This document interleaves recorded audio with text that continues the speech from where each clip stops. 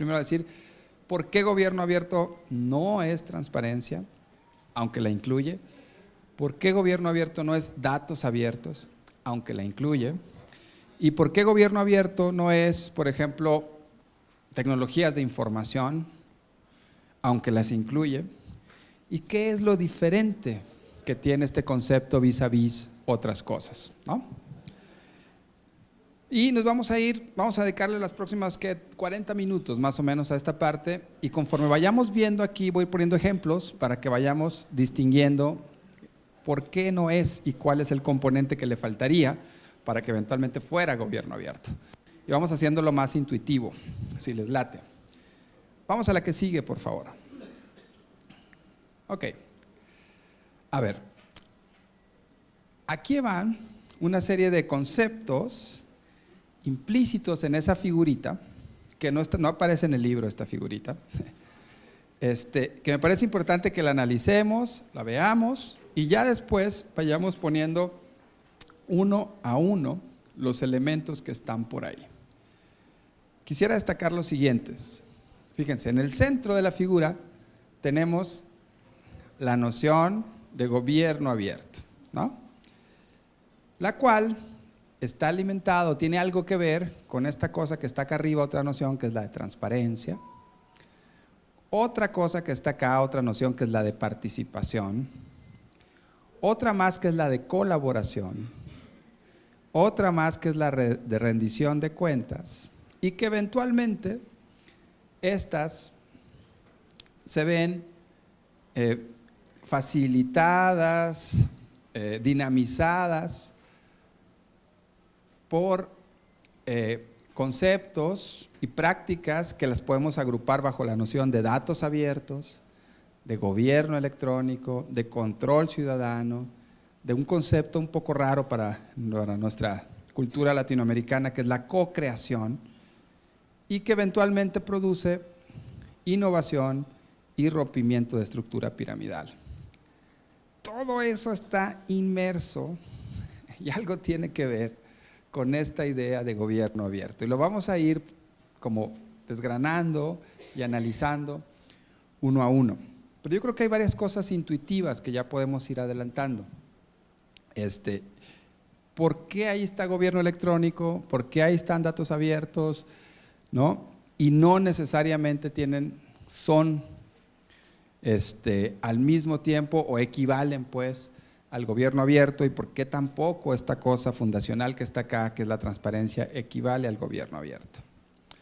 Vamos a empezar, ahorita no lo voy a explicar, vamos a volver a esta figura al final. Ahorita nada más les pido que recordemos estos temas que están aquí: rompimiento de estructuras piramidales, innovación, participación, rendición de cuentas, colaboración, ¿no?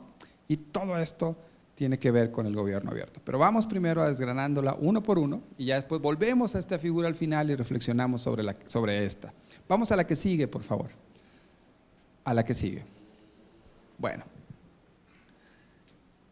Vamos a empezar primero con el tema de datos abiertos, ¿no? Datos abiertos. Y por cierto, yo les voy a pedir a los colegas del Info que les compartan esta presentación, para que ustedes la tengan. Todo lo que se produce y lo que habíamos producido en CASOC siempre es público, siempre es abierto, no hay ningún problema. Son conocimientos que mientras más se compartan, mejor, ¿no? Vamos a empezar con lo de datos abiertos. Siempre cuando hablamos de la NASA, todos nos imaginamos como cosas súper sofisticadas y del espacio y cosas de ese tipo. Alguien muy inteligente, es que se va a trabajar a la NASA, ¿no? Es gente súper inteligente y que quién sabe qué. Bueno, sí, efectivamente resulta ser que la NASA, para hacerlo… ¿Alguien vio esta película de Hidden Figures? Creo que le pusieron… ¿Cómo le pusieron? En español. Talentos ocultos. ¿Alguien vio esa película de Talentos ocultos? ¿Sí? Que se trataba de, en el contexto de segregación, ¿perdón? Un conjunto de mujeres afroamericanas, ¿no? Una de ellas que era súper talentosa para hacer cálculos matemáticos, de cómo poder eventualmente generar los modelos matemáticos para estimar en qué momento un cohete que lanzas al espacio, una cápsula que está orbitando a la Tierra, puede romper con la órbita elíptica para volver a la Tierra, ¿no? Y cosas así súper sofisticadas. Bueno, resulta ser que la NASA es una de las primeras entidades que empezó a generar mucha información para las cosas que quería hacer. Va de nuevo, otra vez. La NASA, el gobierno de Estados Unidos quería ir al espacio, no porque tenían muchísimas ganas de ir al espacio, ¿no? Porque querían ver qué hay en el espacio y nada más por el rollo de querer expandir las fronteras del conocimiento. ¿Por qué querían ir los gringos al espacio? La neta. ¿Por qué? Para ganarle al bloque soviético, la verdad, o sea, no había otra razón, ¿no? Y querer demostrar que ellos eran superiores al bloque soviético, y por eso insisto, nada de lo que sucede es casualidad, ¿eh? No piensen que la gente es buena onda per se, sobre todo los gobiernos, no, o sea, siempre hay detrás un racional que a veces genera muchas cosas positivas, insisto, y los gringos querían ir al espacio y necesitaban agregar muchísima información útil para tomar decisiones sobre cómo hacerle en algo que era súper complejo, ¿no? Imagínense, mandar a alguien al espacio. Y durante los 70s, que es justamente en la época en la que se estaba preconfigurando la idea de que un hombre fuera a la Luna, la NASA había ya recopilado una gran cantidad de información y de datos, ¿no? Que resulta ser que, la verdad, utilizaba nada más una parte muy limitada de los mismos. Y que alguien en la NASA se dio cuenta de que tenían una gran valía para la investigación y que ellos ni siquiera tenían la capacidad para utilizarlos. No tenían la capacidad para utilizarlos. En los 70s había computadoras, había sistemas de tecnología, información, había WhatsApp, ¿no? Había unas cosas gigantísimas, las IBM, que lo único que hacían era hacer cálculos, ¿no? Nada más hacían cálculos matemáticos. Era lo que hacían, las IBMs gigantes así de 3 cuadras, ¿no? Es decir, no estaban conectadas como tecnologías de información. Eran simple y sencillamente unas máquinas calculadoras, pero gigantes, ¿no? Que podían hacer cálculos rapidísimo. Y en esa época, alguien adentro de la NASA, ¿no? Decidió que sería interesante empezar a compartir esa información con la comunidad científica que estaba fuera del gobierno, o sea, que no estaba en ninguna entidad pública y que eran gente que podía utilizar esa información para realmente hacer cosas interesantes. ¿A qué tipo de información me refiero? A ver, cosas como, por ejemplo, la NASA tenía mediciones históricas súper importantes, desde cosas como, y sistemáticas, con datos muy precisos, como la temperatura en distintas zonas del mundo, ¿no?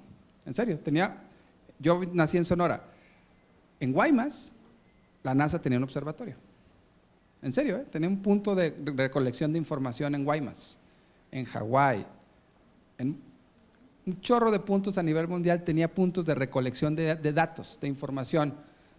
Podía saber cuál era la temperatura, a qué hora, cómo cambiaba la temperatura con las mareas, o cómo cambiaban las precipitaciones pluviales, cuánto había llovido, por qué había llovido, en qué época del año.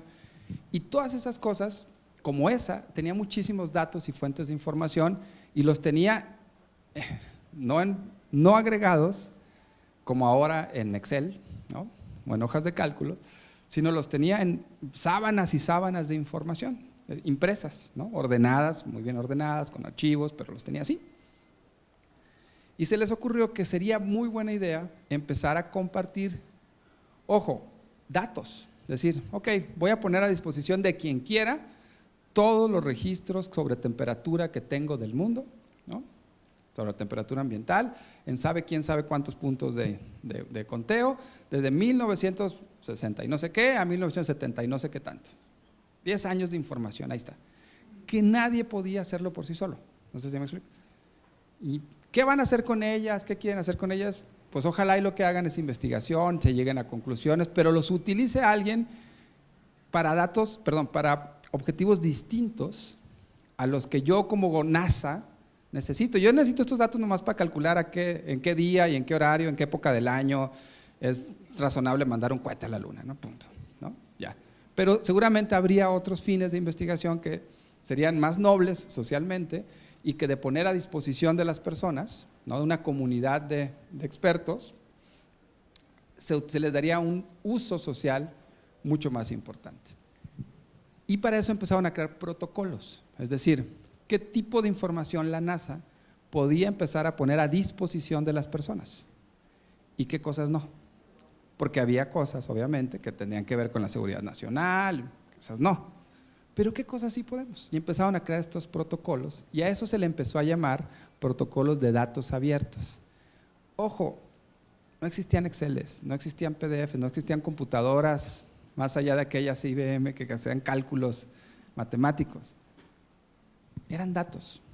Y la apertura no tenía que ver con el internet. ¿Con qué tenía que ver? ¿Con qué?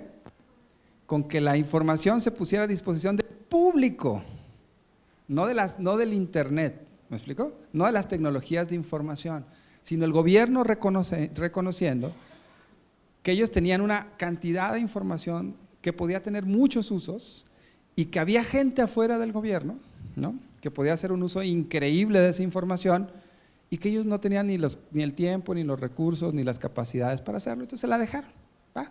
Ahí les va. Y ahí empezaba a conocerse, el momento seminal, ¿sí?, de una corriente que empezó a tomar fuerza, que se llama la corriente de datos abiertos, ¿no? ¿Qué características tiene la lógica de datos abiertos? Ojo, que básicamente son datos duros, dispersos, carentes de procesamiento alguno. ¿Me explico? Registros de temperatura, registros de agua, registros de marea, ahí están. ¿Qué vas a hacer con ellos? Lo que quieras. Lo único que te estoy poniendo a disposición no son conclusiones, no son investigaciones, fíjense, son datos, nada más. Para que tú los reutilices como una entidad interesada y les des los fines económicos, sociales, científicos, culturales, los que tú quieras. Pero me estoy abriendo a ponerte datos que yo tenía bajo mi posesión, ¿no? ¿Por qué? Porque tienen un valor potencial. ¿Me explico? Un valor potencial más allá del que yo le estoy dando. Y como gobierno reconozco eso y te lo doy a disposición para que tú lo utilices y hagas con esto lo que quieras. Ok. Bueno. Y ustedes me van a decir, pues eso es gobierno abierto, ¿no?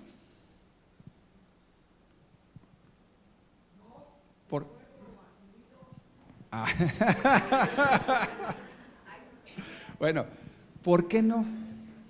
¿Por qué no? A ver, fíjense, el gobierno está poniendo a disposición información, está siendo transparente, está haciendo transparencia proactiva, que no empezó ayer, ok. No empezó ayer, la transparencia proactiva, para que vean, poniendo a disposición de las personas, y mucho antes de que hubiera tecnologías de información como las que hoy tenemos, ¿no? Ahí está, para que la gente la utilice. ¿Por qué esto no necesariamente es gobierno abierto? Ojo, no excluye al gobierno abierto, pero no necesariamente es gobierno abierto. ¿Sí? ¿Por qué? Porque es parte de, pero no incluye el elemento que usted menciona de transformación, de cambio, ¿no? De una forma diferente de cambiar la visión del gobierno. Ok, fíjense, aquí lo que está haciendo el gobierno es transparencia proactiva, casi, ¿no? O sea, en el caso que yo les estoy poniendo, pero creando protocolos específicos, no cualquier transparencia, es decir, no le están poniendo a disposición el acuerdo del Consejo General, de quién sabe qué no, son datos específicos que tienen un valor potencial económico, social, ¿me explico? Y los pone a disposición en la idea de que alguien los pueda utilizar para hacer lo que sea, ¿no? Lo que quieran. Pregunta, ¿eso necesariamente modifica la forma de actuación del gobierno? Eso es simple y sencillamente es acceso. Ahí el gobierno per se, las estructuras burocráticas, las formas de actuación, lo único que hace el gobierno es de manera pasiva, es decir, ahí les va. Si alguien quiere, si a alguien se le prende el foco, pues que las agarre, los use y haga algo con ellos, y si resuelven algo o avanzan algún conocimiento, buenísimo, pero yo no rompo el paradigma, yo no tengo nada que ver con eso, o sea, ya es, pero ojo, es padrísimo y qué bueno que lo haga el gobierno. Ahorita vamos a ver cómo a partir de datos este gobierno federal realmente como no todos los gobiernos son monolíticos, también hay áreas luminosas en el gobierno federal, en la Ciudad de México, en todos lados. Se han podido avanzar en cosas súper interesantes a partir de poner a disposición datos. Vamos a la que sigue, por favor. Vamos a la que sigue, por favor. ¿No? Ya es que se nos durmieron allá atrás en cabina. Cácaro. Sí, pobre. Gracias, ahí está. A ver, fíjense, ahora sí aquí está la respuesta, no nomás porque lo digo yo.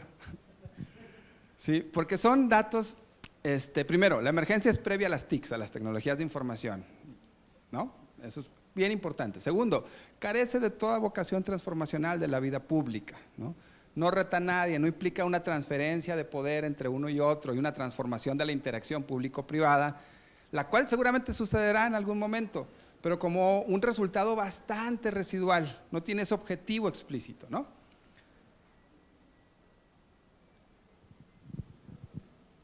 Y hay una pregunta interesante, ¿es posible que existan datos abiertos sin gobierno abierto? Sin gobierno abierto. ¿Por qué sí? ¿Por qué? A ver, ¿quién quiere responderle a todos los demás colegas? ¿Por qué? ¿Por qué sí? ¿Por qué sí es posible? El micrófono los limita después de que… Sí, porque es una característica del gobierno abierto, pero no incluye la vocación transformacional que implica en la vida pública, ¿no? No tiene esa característica particular. Así es. Va de nuevo. Lo único que busca es facilitar o poner a disposición elementos con los que antes no contaba la sociedad. ¿Para qué? Puede no tener ningún efecto en la relación gobierno-ciudadano y aún así sigue siendo datos abiertos. ¿Me explico? Va de nuevo, gobierno abierto es una cuestión de poder, no es una cuestión de gestión. Va de nuevo, gobierno abierto es una cuestión de poder. Y mientras las interacciones de poder no se trastoquen, ¿sí?, no estamos hablando de gobierno abierto. A ver, vamos a ver qué cosas padres han hecho en los últimos años el gobierno federal usando datos abiertos. No, esto no ha implicado modificar otras cosas. Y muchas veces porque se hace eso se dice que se está haciendo gobierno abierto. El gobierno federal dice, no, somos campeones del gobierno abierto. No. Qué bueno que tengan datos abiertos. Eso no significa que estén haciendo gobierno abierto. Sobre todo si nos espían a los ciudadanos. No significa que estén haciendo gobierno abierto, ¿ok? A ver, pero hay dos cosas súper interesantes. Voy a poner dos ejemplos nada más. Estos que a mí me encantan, el de cambiar el paradigma de atención de enfermedades crónico-degenerativas en el IMSS y el de dos que nos afectan, pero durísimo, a dos grandes áreas, grandes problemas que tenemos en salud pública en México. Y el otro es la mortalidad materna infantil. En México tenemos ratios de mortalidad materna infantil comparables con los de África subsahariana. ¿En serio? Sí. En México, y el Estado de México es el campeón, by the way, aquí enseguidita. Ustedes no lo crean, aquí el Estado de México tiene niveles de mortalidad materno-infantil comparables a Uganda. No, en serio. Uno diría, no, es que el Estado de México, no, para nada. Guerrero, Estado de México, Chiapas, Oaxaca, nos jalan todo el país hacia abajo. Y hay una pregunta razonable. ¿Por qué en el Estado de México hay niveles de mortalidad materno-infantil comparables con África subsahariana? ¿Cómo le hacemos para responder a esta pregunta?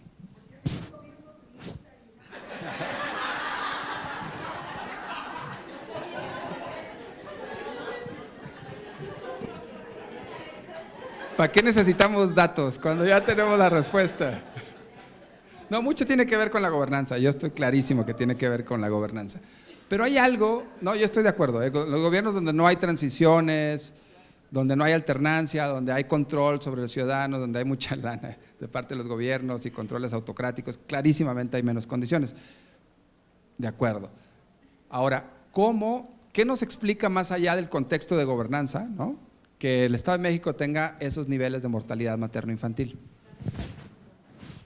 La brecha de desigualdad, hay estados con brechas de desigualdades mayores que el Estado de México, sí, de acuerdo, también tiene que ver, todo lo que le voy a hablar son cosas multifactoriales, multicausales, pero más bien Si ustedes quisieran resolver este problema como tomadores de decisiones, ¿qué harían?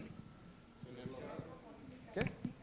Pediría los datos para saber exactamente por qué se murió cada uno y ver cuáles son los factores. Ok.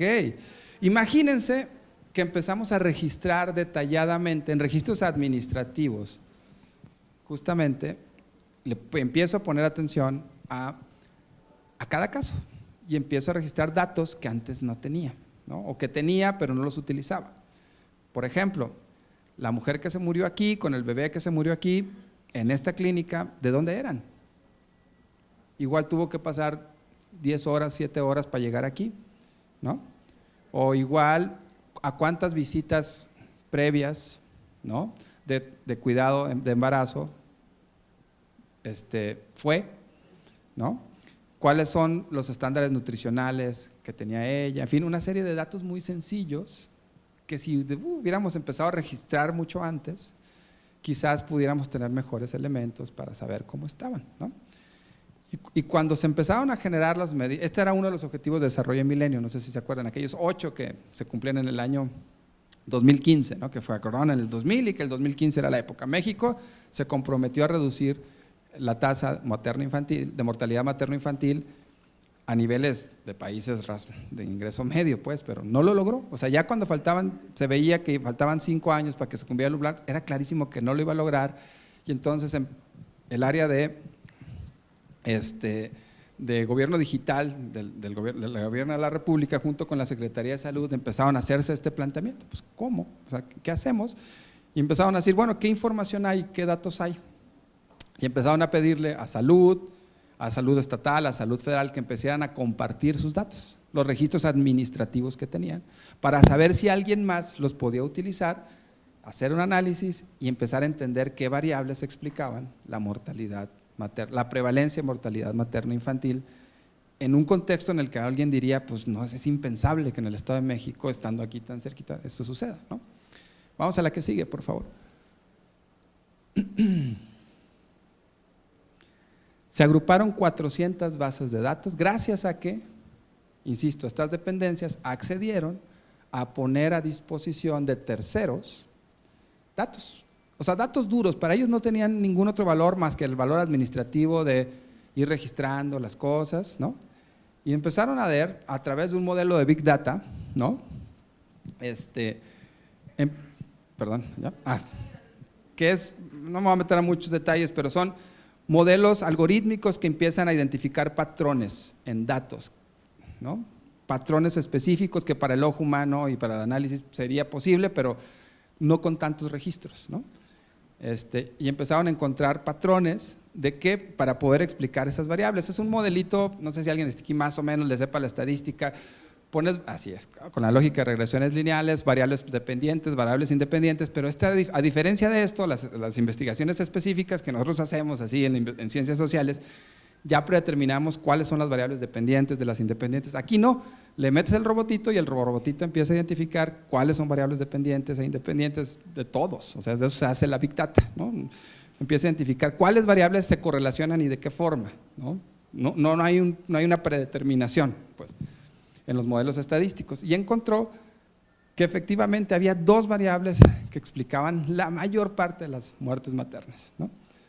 Que eran falta de controles prenatales y la elevada distancia física entre el lugar de origen de las personas y a dónde tenían que ir justamente al parto, ¿no? Insisto, utilizando simple y sencillamente datos, ¿no? Esto implica la modificación de todas las políticas de salud todavía no es más que utilizar datos e información para eso. Ojalá, y esto después eventualmente se tradujera en una serie de modificaciones de política. Lo único que quiero es ilustrar. Nos vamos a la que sigue, por favor. A partir de ahí se empezaron a hacer una serie de ajustes, en fin, ya no me meto en la calidad decisional de lo que sigue, pero lo que sí les quiero decir es que en función de esto probablemente se empiecen a tomar políticas. Aquí, por ejemplo, empezaron a introducir a la gente de oportunidades, a las beneficiarias del Prospera, una serie como de mecanismos con mensajes de SMS para estarles recordando cuál era su clínica, dónde tenían que ir, en fin. Vamos a ver dentro de unos años si esto reduce la mortalidad, pero al menos ya tenemos las causas, ¿no? Vamos a la que sigue, por favor. Vamos a la que sigue, por favor. Eso, muy bien. Ahora, este es otro dato, este es otro caso súper interesante. Simple y sencillamente, igual en el sector salud, porque es donde hay mejores datos, por cierto. Los médicos típicamente han hecho cosas, los economistas y los médicos son muy obsesionados con los datos. Hay muy buenas bases de datos que no estamos utilizando ahí. Pero a ver, ahorita tenemos una bronca en México, en general, que es las enfermedades crónico-degenerativas, ¿no?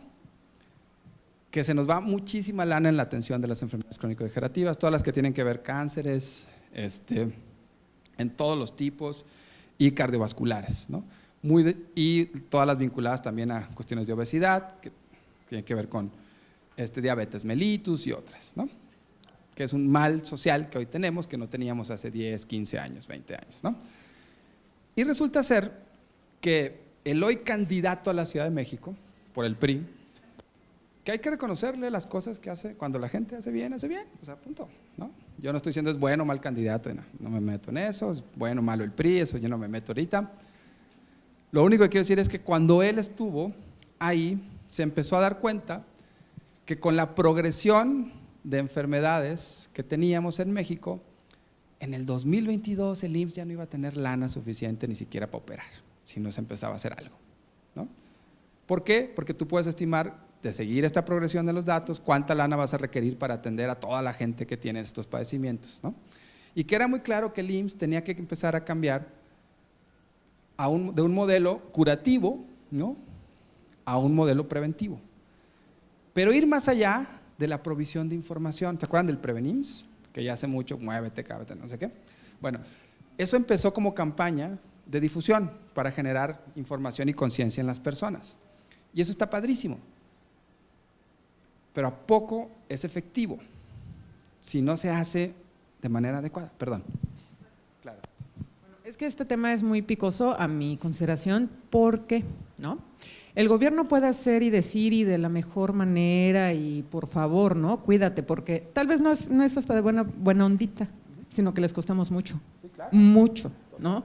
Entonces, sí, el tema de obesidad no es nacional, es global, y no tan solo en adultos, los niños. Es impresionante. Bueno, es que toda mi familia se dedica al sector salud, fui la única oveja negra que no estudió medicina, pero sí es importante. Bueno, yo creo que es, no sé cómo decirlo, ¿no?, una doble moral raro, porque el gobierno no se lo puedes dejar, en este tema no se lo puedes dejar todo al gobierno, ¿no? Definitivamente, por muy buena propaganda, no sé, programas, si tú no te cuidas, si la ciudadanía no decide, así como pienso, solicitan información y están súper organizados para todo, también para este tipo de problemas, que ahorita, yo creo que no es de que al 2022 no tenga dinero, tan solo ahorita, ¿no? Jamás ha caído en el seguro, gracias a Dios, pero bueno, las carencias son impresionantes, ¿no? Entonces, sí, estos temas es como que más por parte de la ciudadanía, ¿eh? Fíjate, esa visión específica es la que retó Miquel Arriola, y por eso es muy interesante. Gracias. A ver, Miquel Arriola decía, bueno, antes de Miquel Arriola en el IMSS decían, esta era la concepción, es bronca de los ciudadanos, y nada más con proveerles información es nuestro rol en el IMSS, ¿no? Y fíjense qué interesante que este tipo, que es muy buen burócrata, es técnico, él viene de Hacienda, ha pasado por otros lados, le entiende a los modelitos, a tipo de modelitos decisorios complejos que no cualquier funcionario o funcionaria típico le entiende. Fue muy criticado cuando lo nombraron el IMSS porque ¿qué hace un hacendario aquí? Bueno, pues resulta ser que a veces la gente que tiene una formación de este tipo algo ayuda, más que a veces los médicos que están muy acostumbrados a otro tipo de actuación. Y dijo, a ver, ¿no será que en los expedientes clínicos, o sea, tenemos un chorro de información de expedientes clínicos? Sabemos exactamente, ¿no?, cuánto pesan las personas, porque vas y te pesan, te miden, ¿no? ¿Cuánto pesan? ¿Cuánto miden? ¿No? ¿Cuánto es la tensión? ¿Cómo se llama? Si tienen hipertensión, no tienen hipertensión, si tienen… Sí, eso, el ritmo cardíaco, cosas, datos específicos sobre todos los tenemos. Todos los tenemos. Tenemos todos esos datos. ¿Qué sucede si empiezo a poner todos esos datos en un modelo de Big Data que me permita identificar de todos esos datos cuántas personas, en qué momento se les diagnosticó que era diabetes mellitus, ¿no? U otro tipo de enfermedades crónico-degenerativas, cuál era el perfil preepidemiológico que tenían antes de ello, ¿no? ¿Y qué sucedería si yo empiezo a hacer targeting específico y decir cuántas personas que actualmente están en el IMSS tienen ese perfil preepidemiológico, y que si ahorita vamos con ellos y les decimos, ¿sabes qué? Tú tienes un cuadro que si no haces A, B, C y D en 5 años, de acuerdo a nuestros datos, te va a dar esto. ¿Y qué sucede si en vez de esperar a que vengan, pues vamos, ya sabemos dónde trabajan, porque en el IMSS, pues tú te registras por centro laboral, ¿no? Y empezaron un programa piloto en Monterrey. Es decir, ojo, donde el IMSS por primera vez dijo, no vamos a esperar. No es una bronca nada más de los ciudadanos, no nada más de información, sino nosotros tenemos muchos datos que les pueden ser útiles a ellos, y si vamos y les decimos, oiga usted, en serio, si no deja de hacer A, B, C y D, en 5 años le vamos a amputar una pierna, va a estar en serios problemas, y además nos va a costar muchísimo a todos. ¿Por qué usted mejor no cambia tal la dieta, esto, aquello? Pero ojo, no en general. Va al centro de trabajo y llega, ¿dónde? A ver, aquí trabaja fulanito, perenganito, sí, quiero hablar con ellos. Me da chance, les llama, mire, resulta ser que… Eso es el gobierno saliendo de su posición tradicional, ¿no? De, pues aquí yo espero a que lleguen, si acaso les doy información. Es usando datos para irse a encontrar a los ciudadanos y a ver y decir, oye, ¿cómo le hacemos en esto de acá? Y de brindar información específica. En la idea de que si logramos intervenir en este momento, por cada intervención que ahorita nos va a costar, porque salir, nos vamos a ahorrar millonadas en 5, 10, 15, 20 años. Y es cambiar el modelo de curativo a preventivo de veras, o sea, no nada más de preventivo de una campaña de comunicación, con datos específicos. ¿Me explico? ¿Por qué esto tampoco sería gobierno abierto? Si está el gobierno saliendo, encontrándose a los ciudadanos, ahí va. Porque la participación ciudadana aquí es pasiva. Yo le di al gobierno unos datos. Es más, que ni siquiera sabía yo que el gobierno iba a hacer algo con ellos, más allá de mi expediente clínico. Y no está convocando a la ciudadanía todavía para transformar cosas juntos. Este ejercicio tiene un gran potencial de gobierno abierto si todavía en el IMSS, quien se queda hoy, empieza a pensar en otras formas todavía más participativas de colectar información y de involucrar a las personas en esto. No sé si me explico. Es datos abiertos porque sí, efectivamente pusieron a disposición de una instancia especialista de Big Data, ¿no? ¿Qué hacer con muchos registros de datos que tenían un gran valor económico y un gran valor de impacto social en la vida de las personas, pero que ellos no se habían dado cuenta, ¿no? Eso es datos abiertos. Y ojo, nada de esto vulnera los datos personales en el sentido de que no se individualizan. Es decir, nadie va a publicar el perfil epidemiológico de una persona en específico. Es utilizar los datos para sacar de ahí generalizaciones, identificar centros de trabajo e ir con los centros de trabajo a las personas y comunicarle personalmente, no abierto, a usted, que usted probablemente tiene un perfil pre-epidemiológico de A, B y C y yo le pido que haga A, B y C cosas. ¿Me explico? No necesariamente tener datos abiertos implica violentar, ¿no?, la secrecía de tus datos. No están peleados. Se puede tener grandes cantidades de datos y hacer cosas con ellos, aún con algo tan personal como es tu expediente clínico, respetando, obviamente, aquellas áreas de información o de datos que únicamente te conciernen a ti, ¿no? Y siendo cuidadoso o cuidadosa de cómo la tratas, esa información, en el momento de que interactúas directamente con la persona, ¿no? Y no lo haces público, no lo revelas, no lo compartes con tercero, sino nada más con la persona que le concierne esa información. Es gobierno utilizando tu información, pero para hacerte un bien a ti, ¿no? Para decirte, ojo, te vas a enfermar si no haces A, B y C, ¿no? Más o menos. Datos abiertos. Estos son datos abiertos, ¿ok? Y el IMSS está haciendo cosas súper interesantes en datos abiertos. Vamos a la que sigue, por favor. Ok. Espero que esto ayude a clarificar qué son datos abiertos vis a vis gobierno abierto. Ahora vamos a la parte de gobierno electrónico. Esta es la definición de OSLAC, que a mí me gusta mucho, de Oscar, que es un uso intensivo y exclusivo de las TICs en el sector público para mejorar su eficiencia, tanto en sus transacciones internas como externas. A ver, hace 2 semanas, yo hago consultoría para Banco Mundial y ahorita tengo asignada la región de Caribe. Sufro mucho porque voy a Jamaica, a Granada, a Dominica, a San Vicente. Y hace 2 semanas,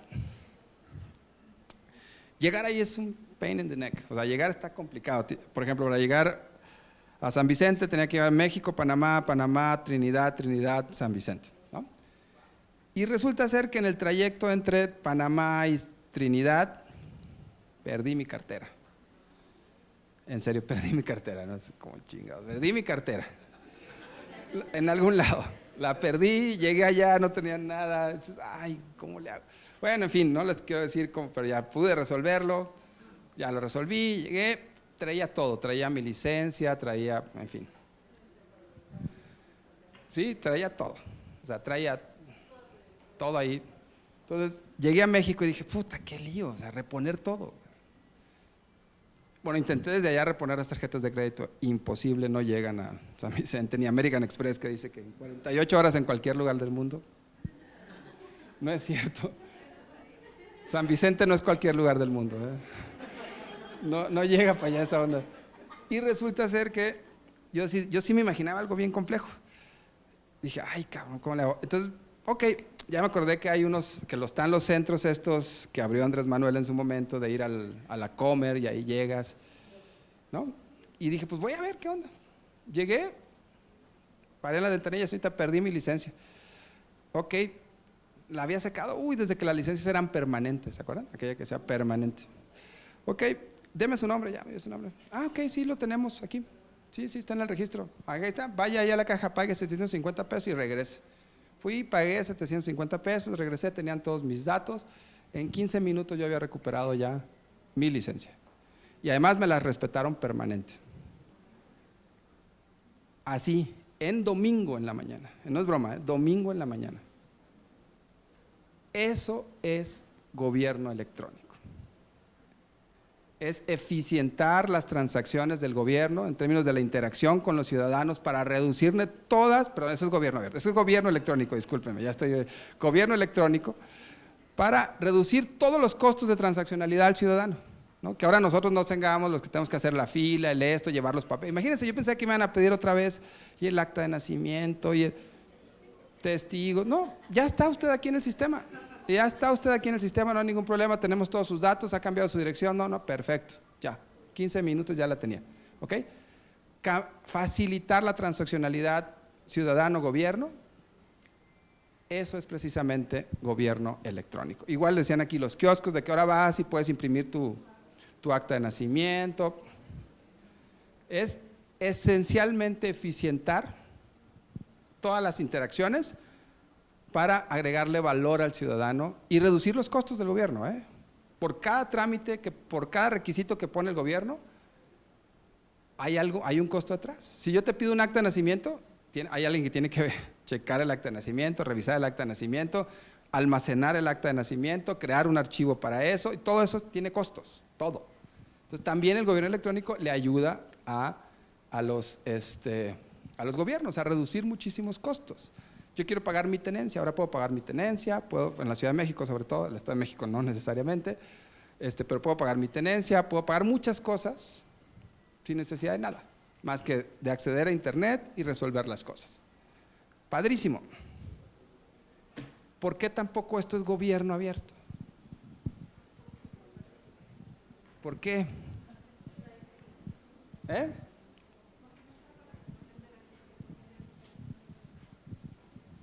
Porque no hay participación de la gente. Yo hago el trámite. ¿Por qué no es gobierno abierto? ¿Manda? No estás poniendo datos a disposición. No estás poniendo datos a disposición, de acuerdo, pero podrías tener gobierno abierto sin poner datos a disposición, como vamos a ver más adelante. Porque esto no es gobierno abierto. Ok, ¿por qué?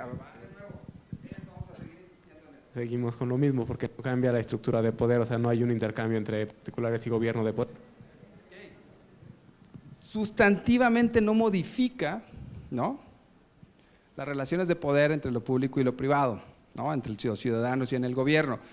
Ojo, tiene beneficios, lo que llamamos en este tipo de gestión, pero muchos beneficios de gestión, pero no necesariamente de las relaciones de poder entre lo público y lo privado. No empodera al ciudadano, es decir, en el mejor de los casos, lo que hace al ciudadano es evitarle al ciudadano, sacarlo de esta trampa clientelar en la que este gobierno sí participa muy duro y muy grueso, sobre todo en ciertas delegaciones, estableciendo una relación clientelar con el ciudadano, ¿no? Entonces, tus derechos, tus servicios, te los doy siempre y cuando haya una intermediación de alguien, ¿no?, que se lleva ahí un moche, una tajada, o que si no vas con ese alguien, para que vaya, agregue la voz tuya junto con otros y le diga al gobierno para que te dé algo, ¿no? Entonces, si no pasa eso, no se da. El gobierno electrónico sí facilita, quita la intermediación, reduce el riesgo de corrupción, ¿no?, y sobre todo un trato clientelar del gobierno a los ciudadanos. Ciudad de México sí es súper clientelar, pero súper clientelar, igual que el Estado de México, y sigue teniendo una relación clientelar con los ciudadanos, en ciertas delegaciones sobre todo, ¿no?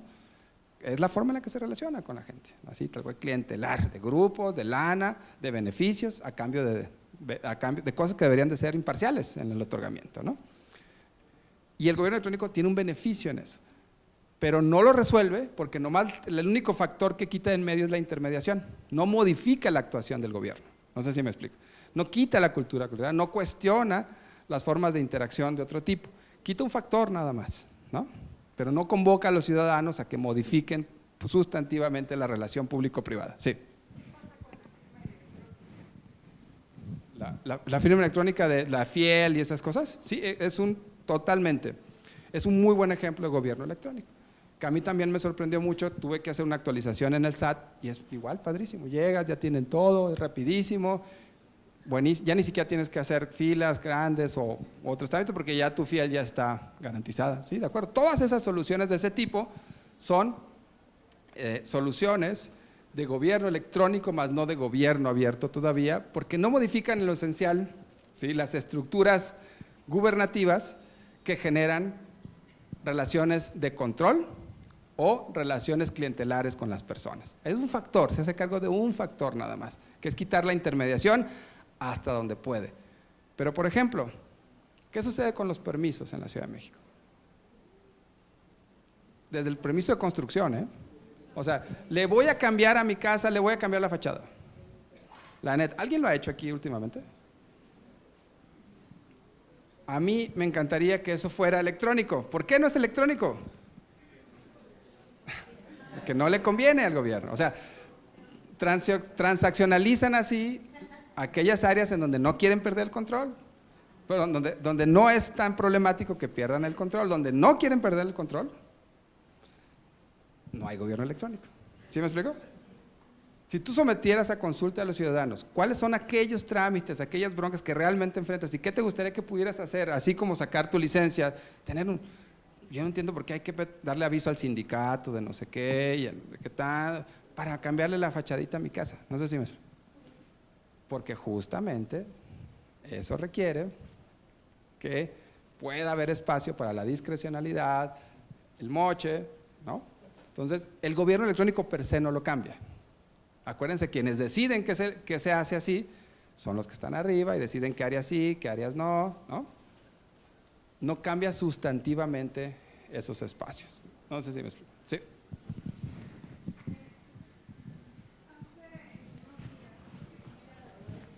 Un poquito confundida. Hace unos días fuimos a una premiación sobre unos ensayos y el ensayo ganador precisamente era sobre el gobierno abierto. No sé si alguien tuvo la oportunidad de leerlo, pero yo sí lo leí. Y entonces, el eje central de qué es el gobierno abierto estaba basado en esta situación que tenemos en donde los datos que se están ahorita dando a conocer por ejemplo, principalmente en portales, páginas, etcétera, de la administración pública, no son información. Estamos sobresaturados de información y además esos datos que tenemos no necesariamente son útiles. ¿Por qué? Porque muchas veces ni siquiera son procesables, ¿no? Lo que decían, o sea, no podemos hacer nada, ¿no? Tenemos una gran cantidad de información cargadas en PDFs, en documentos que pues no se pueden… había un término, perdón, interoperables, exactamente, y que entonces pues eso no representaba pues para nada, ¿no?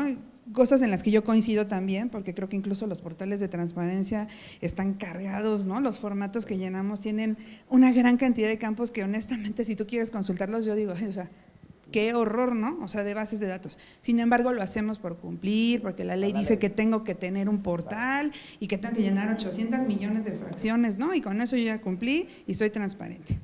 Pero en realidad, aquí la duda que yo tengo, perdón, ¿no? O sea, honestamente me declaro ignorante en el tema, es…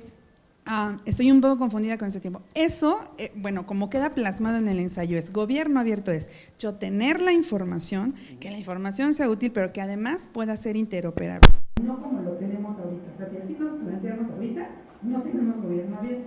Pero ahorita lo que yo estoy viendo de lo que va de parte de esta exposición es que es más allá de eso. No es solamente la interoperabilidad de los datos y lo que no me ha quedado claro hasta ahorita es entonces…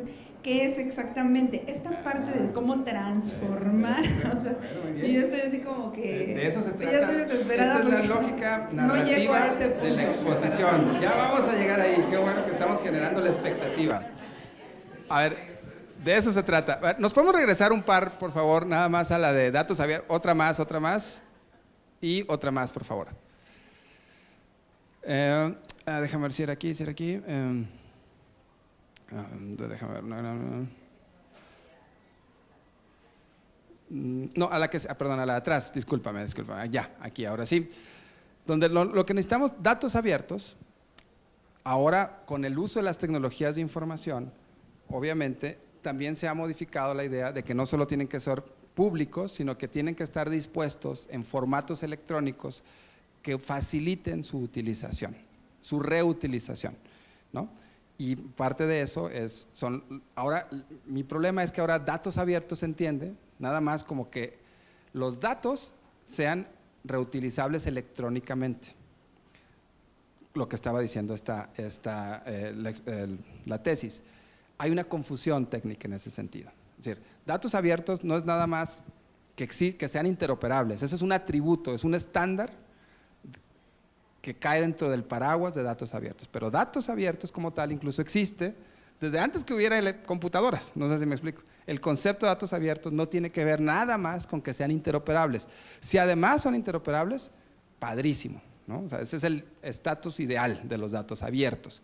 Pero tú puedes tener datos abiertos sin que sean interoperables y siguen siendo datos abiertos. Es poner a disposición del público datos, ¿no? Desde el gobierno. Eso es datos abiertos. Nada más para que tengamos de nueva cuenta esa precisión. Y después si hay estándares y atributos que lo hacen más abierto todavía, ¿no? O sea, que le dan mayor nivel de apertura a los datos. Pero no nos confundamos. Lo que quiero de nueva cuenta recaer es, voy a seguir dando lata. Esto empezó antes de que hubiera tecnología de información, ¿no? Antes de que realmente pudiéramos hacer las cosas que hoy hacemos, ya existía. En los 70 se empezó la tendencia de datos abiertos, ¿no? Y como vamos a ver, gobierno abierto, aunque ahora lo estamos nombrando así, tampoco es algo tan nuevo. Vamos a ver ahorita más adelante cuando lleguemos ya a definir qué es gobierno abierto, ¿no? Pero bueno, espero haber ayudado y no confundido más, pero llegaremos ahorita en un momento más a la definición. Nos vamos a la que sigue, por favor. Y a la que sigue, por favor. Ok, y bueno, a la que sigue. Ok, esta es la más compleja de explicar de todas, porque aquí hay muchas coincidencias, demasiadas. Son casi similares, pero hay un elemento importante. Ahorita vamos a ver por qué transparencia no necesariamente es gobierno abierto, aún la transparencia proactiva. Pero a ver, vamos desglosando el tema, ¿no?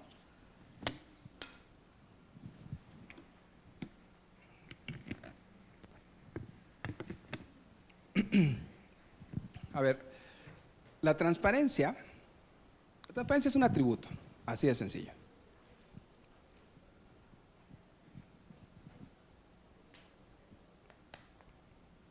¿Transparente? puedo ver más o menos a través de, más o menos, ¿no? Si logro ver algo así. Esto es transparencia. Si esta agua no estuviera transparente, no me la tomo. ¿No? ¿Va? La transparencia no es más que un atributo específico. Y hay transparencia en objetos y hay transparencia en construcciones sociales. Y el gobierno es una construcción social. Así de sencillo. Es una construcción social de reglas, procedimientos, normas, personas a las cuales les atribuimos una función. Y lo que queremos es que esa función, esas reglas, esos atributos, recursos, procedimientos, sean así, ¿no? Podamos ver a través de ellos y entender cómo funciona el gobierno hacia adentro. Yo sé que les han dado miles de definiciones de transparencia, es compleja. Les quiero dar la más sencilla de todas. Eso es transparencia. Ahora, va de nuevo, los gobiernos y las burocracias no nacieron transparentes. ¿Qué había que hacer para que más o menos, más bien que en una lógica de grado, fueran cada vez más transparentes? ¿Cuál ha sido la lucha cívico-ciudadana en todos estos años? ¿Cómo lo hemos logrado? ¿Qué ha pasado? Ustedes son testigos de ello. ¿Qué ha venido pasando en la Ciudad de México, por ejemplo? Para que cada vez nos acerquemos a esto en la administración pública de la Ciudad de México. Bueno, primero, reconocer el derecho al acceso a la información como derecho, como un derecho humano. Y por lo tanto, el Estado está obligado a garantizar ese derecho, ¿no? Primero ponerlo en la Constitución. Después establecer unas normas generales que digan cómo se va a operacionalizar ese derecho y que le pongan responsabilidades a la administración pública específicas para que en la medida de lo posible, ¿sí?, brinde la mayor información de las personas. Y también partamos de conceptos fundamentales. La información que ustedes tienen no es de ustedes. ¿De quién es la información? Es del público, no es de ustedes. Ustedes la ponen en resguardo nada más y la tienen a disposición para que cualquier persona en su derecho la pueda consultar. Ustedes no son más que quienes producen y resguardan la información. Y ojalá esa información refleje efectivamente lo que sí está pasando en la administración pública. Y por eso requerimos documentar lo que estamos haciendo y que esa documentación sea lo más fidedigno, más fiel posible respecto de lo que realmente está pasando. Procedimientos, normas, toma de decisiones, recursos y actuaciones para que eventualmente cualquier persona pueda conocer lo que está ahí adentro. Eso es transparencia. ¿Ok? Y la garantía de acceso es justamente lo que empodera al ciudadano vis a vis un complejo aparato estatal que en teoría está ahí para resolver problemas públicos en favor del ciudadano. ¿Ok? Esa es la lógica de la transparencia. Se fue construyendo poco a poquito a partir de reglas, de procedimientos, de nuevas normas, de reconocer derechos y de establecer institutos que tutelan ese derecho. Es decir, ¿qué hubiera pasado si alguien pide una información y una dependencia le dice, no la tengo? O ¿sabes qué? Pondría en riesgo la estabilidad nacional, la moneda, el tipo de cambio, lo que ustedes sí te la doy. ¿Quién le podría obligar a esa institución a hacerlo? Nadie. Entonces se creó un órgano garante que es el garante del derecho del ciudadano, ¿no? Y en teoría y en principio está en favor del ciudadano, ¿no? No necesariamente sucede así en todos los casos, pero en teoría es tutelar el derecho del ciudadano vis a vis el gobierno, ¿no? Y eso es transparencia. No es más y no es menos. ¿Por qué demonios eso no es gobierno abierto?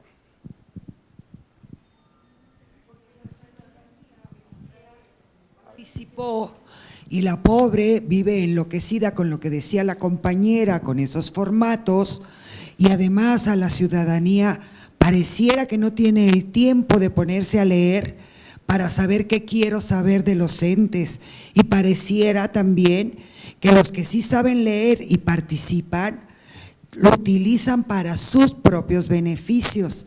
Entonces aquí el gobierno abierto se va a volver muy interesante. ¿Qué ciudadano es el que nosotros queremos atraer a nuestras decisiones de gobierno para sumarse con nosotros? cuando estamos viendo cuáles son las capacidades de esta ciudadanía. O un gobierno abierto pensado donde no exista internet, no me lo imagino.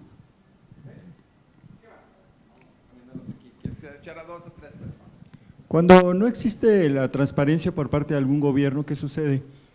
Si no hay una respuesta al gobierno, creo que hasta ahí se quedaría. Entonces, el otro elemento sería una especie de rendición de cuentas, una especie de estar sujeto a ¿qué pasa si no soy transparente? Un escrutinio público, que tenga el gobierno esa respuesta cuando no soy transparente, ¿no? O sea, que tenga algún castigo o alguna sanción por parte de la sociedad para que efectivamente esta transparencia sea transparente. Okay, muy bien, para que esa transparencia sea efectiva. Adelante, escuchar una más y hacemos un corte.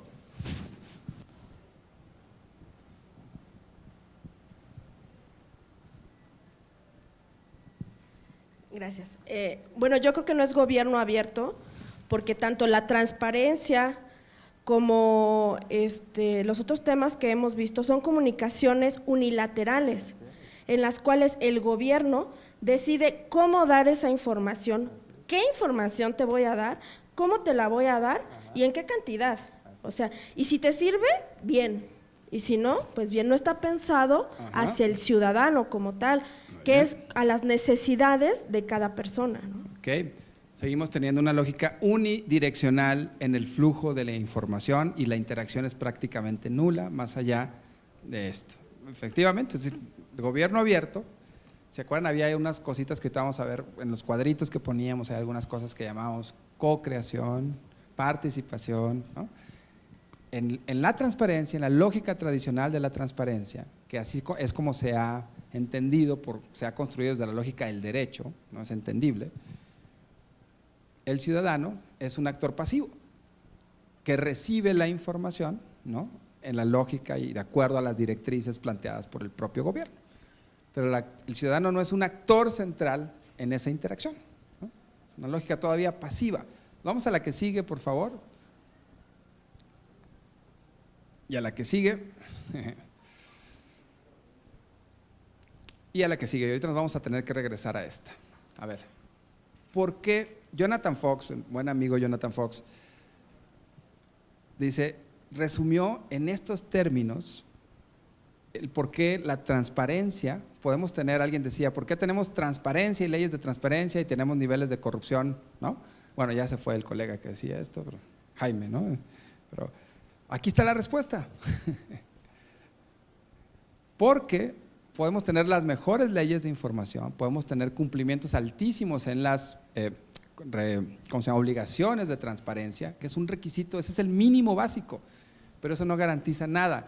¿Por qué? Jonathan Fox le llamaba a esto la transparencia oscura, ¿no? Porque probablemente esa información puede no ser sustantiva. Sustantiva me refiero a lo que cada ciudadano requiere, en la lógica en la cual lo requiere. Puede no vincularse a procesos de rendición de cuentas. ¿Y qué sucede si yo encuentro que está la estafa maestra? ¿No? Que hay miles y miles de lanas que se han sacado con empresas fantasma. Ya sabemos todos, ¿no? Ya sabemos cómo se llamaban las empresas fantasma, dónde estaban, quiénes son los dueños, a quiénes se embaucaron. Todo eso es transparencia. ¿Y cuál es la consecuencia? Si nada más, si la transparencia no está vinculada a procesos de rendición de cuentas, es decir, de consecuencias, al revés, nos genera a todos la idea de que el gobierno es totalmente corrupto y que no se hace nada y que no pasa nada y no se transforma nada. No sé si me explico.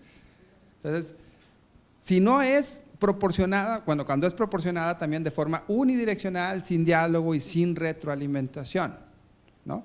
Yo te digo que te pongo a disposición, como bien decías, bajo los formatos que quiero, en el tiempo que quiero, en la lógica que quiero, y eso es, ¿no? ¿Qué necesitas tú? ¿Cuándo lo necesitas? ¿Cómo lo necesitas? Pues quién sabe, ¿no? Es proporcionada también en un lenguaje burocrático complejo. En GESOC, la organización que cofundé hace 10 años, bueno, más de 10 años, fuimos los primeros a empezar a trabajar cosas rarísimas y complejas, que nadie le entendía esto antes, vinculadas con aspectos programático-presupuestales. Sí, o sea, entender presupuesto de egresos de la Federación y traducirlo para que la gente lo entendiera. Y saber, por ejemplo, estimar el desempeño de un programa social, es decir, si un programa social cumple o cuál es la capacidad que tiene ese programa social para resolver el problema público que le da origen en función de la lana que le hemos asignado, ¿no? Nosotros desde 2009 en GESOC publicamos un índice que es el índice de desempeño de programas sociales federales, todos los programas federales lo hacemos, bueno, lo hace GESOC ya, cada año, ¿sí? Ahí, ¿saben qué hicimos? Tradujimos, cada evaluación de Coneval eran 100 cuartillas, no es broma, 100 cuartillas en PDF, ¿sí? Cada anexo del PF en Hacienda eran cientos de cuartillas en PDFs en los 90, en 2008 cuando empezamos a crear esta cosa. No había datos abiertos, no había nada, teníamos que ir uno por uno y eran complejísimos. ¿Y saben qué nos propusimos en GESOC? Que un ciudadano pueda acceder a conocer el desempeño de un programa con base en todos esos datos y que lo pueda navegar y poner aquí, que lo único que necesite son 2 dedos y que le hablemos en un lenguaje tal, gráfico y técnico, ausente de complejidades para que pueda entender realmente si un programa está resolviendo o no un problema, pocas palabras, si es malo o es bueno, ¿no? Y qué hay que hacer. Y creamos modelos gráficos súper interactivos. En serio, ustedes métanse ahorita a www.indep.gesoc.org.mx y pueden checar ahí, desde el año 2009 le pusimos este estándar Hacienda, antes de que crearan su página de transparencia presupuestaria, antes de que Coneval empezara a crear. Todo hicimos eso, aquí, ciudadanos comunes y corrientes, así de sencillo. www.indep, INDEP, que es Índice de Desempeño de Programas Públicos, indep.gesoc.org.mx. GESOC es GESOC. Y tenemos otro que mide todos los programas estatales, que tampoco nadie hace en este país, ¿sí? Igual de manera muy sencilla, gráfica, interactiva, en donde cada quien pueda tener. Eso no lo iba a hacer el gobierno. El gobierno te iba a dar, ya nos dio, teníamos toda la transparencia, todos los datos que utilizamos son públicos, todos los datos, pero estaban dispersos en formatos complejos, donde no le decían nada a nadie. Desvinculado el presupuesto del indicador, de la evaluación, del responsable de ese programa. Y todo existe, pero existía todo disperso, fragmentado, de manera tal que alguien no puede saber exactamente cómo está cada programa y no se puedan atribuir responsabilidades públicas, ¿no? Había mucha transparencia, pero esa transparencia no servía para muy poco. ¿Me explico? Ante todas estas limitaciones de la transparencia, donde podemos ser muy, muy, muy transparentes, ¿no? Puede que no suceda nada, puede que la transparencia no transforme el gobierno, puede que, sin embargo, sí empodera, si quienes la agarran del otro lado, aprovechan ese derecho, el derecho a acceso a la información, para empezar justamente a transformar esa información y a querer entablar una relación distinta con el gobierno en áreas específicas. Entonces, la transparencia es clave, es la piedra angular del gobierno abierto, porque sin información no hay interacción posible entre los ciudadanos y el gobierno. Me refiero a interacción posible productiva, constructiva, donde podamos hablar con ciertos criterios y estándares de diálogo que nos permitan construir y resolver problemas específicos, ¿no?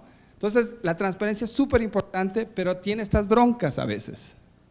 Entonces, por eso transparencia tampoco es gobierno abierto. Por eso podemos tener las mejores leyes, ¿no? Las mejores condiciones normativas, las mejores instituciones, pero los resultados o los efectos de eso no necesariamente son que se reduzca la corrupción, que se reduzcan los costos transaccionales de gobierno, que sean más eficientes el gobierno, que sea más eficaz el gobierno. Requiere de otras cosas, requiere de algo más. ¿Qué creen que sea ese algo más?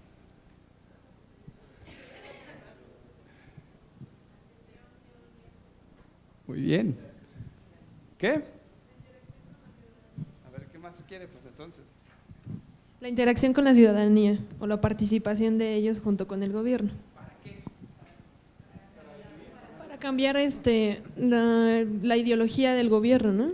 Okay, para justamente entender que el gobierno Si no tiene esta interacción con los ciudadanos, va a poder tener toda la información que quiera, pero eso no va a ayudar ni a transformar al propio gobierno, ni a transformar los problemas públicos. Porque el gobierno cerrado, aislado, unidireccional, no tiene ningún incentivo para hacer nada diferente. No los tiene. ¿O cuál es el incentivo de hacer algo distinto?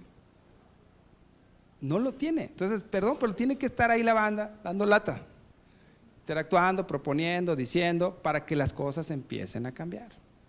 ¿O cómo creen que creamos el Sistema Nacional de Transparencia? Porque el gobierno tenía muchas ganas, estaba buenísima banda, vamos a hacerlo, sí, o el Sistema Nacional Anticorrupción, que todavía le quedan muchas cosas por delante, pero todas esas cosas no fueron, ni han sido, ni van a ser por buenísima onda del gobierno. Vamos a la que sigue, por favor.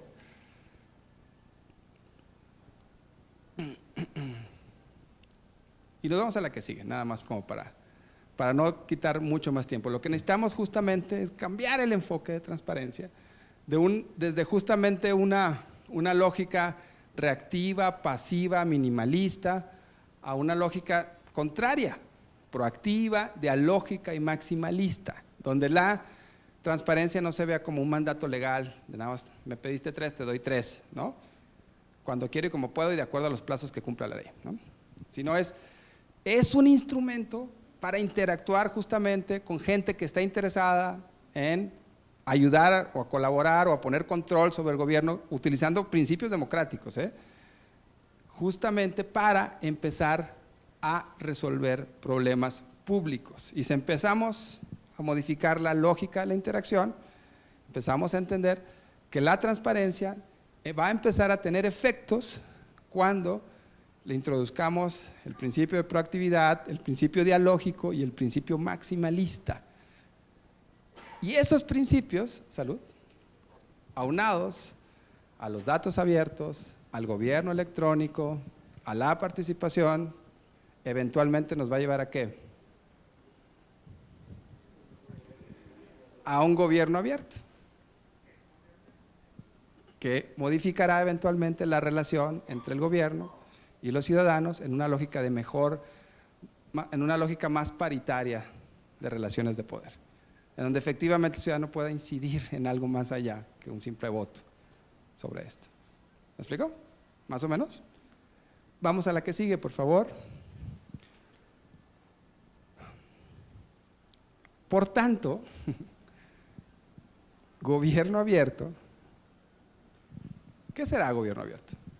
A estas alturas, alguien que se atreva a decir, yo ya más o menos lo entiendo. ¿No? Adelante, gracias.